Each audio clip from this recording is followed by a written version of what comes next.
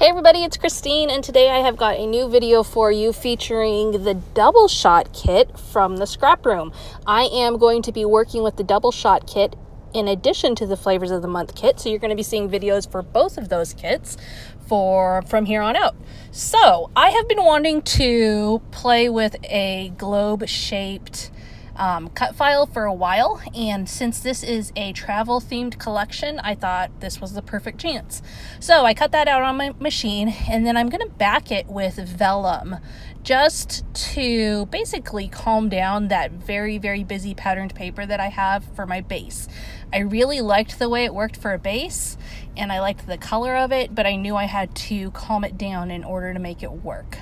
The next thing I did was cut out some flowers from one of the patterned papers. I just fussy cut those, and I'm going to put those up at the top left-hand side of the globe.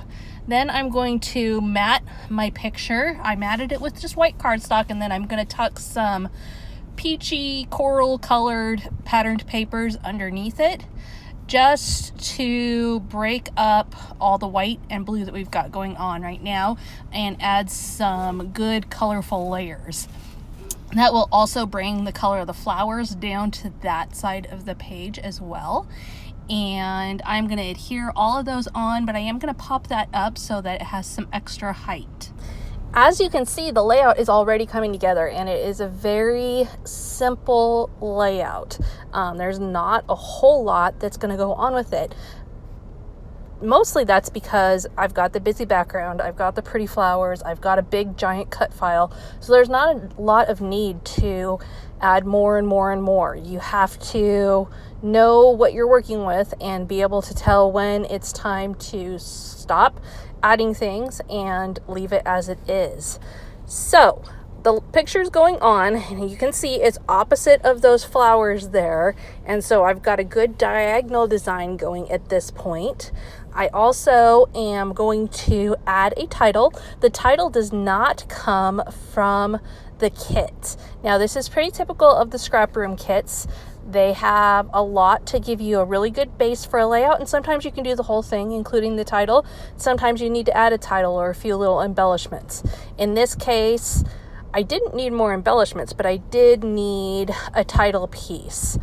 And that partially came from the fact that I made my embellishments up using that patterned paper and cutting it out.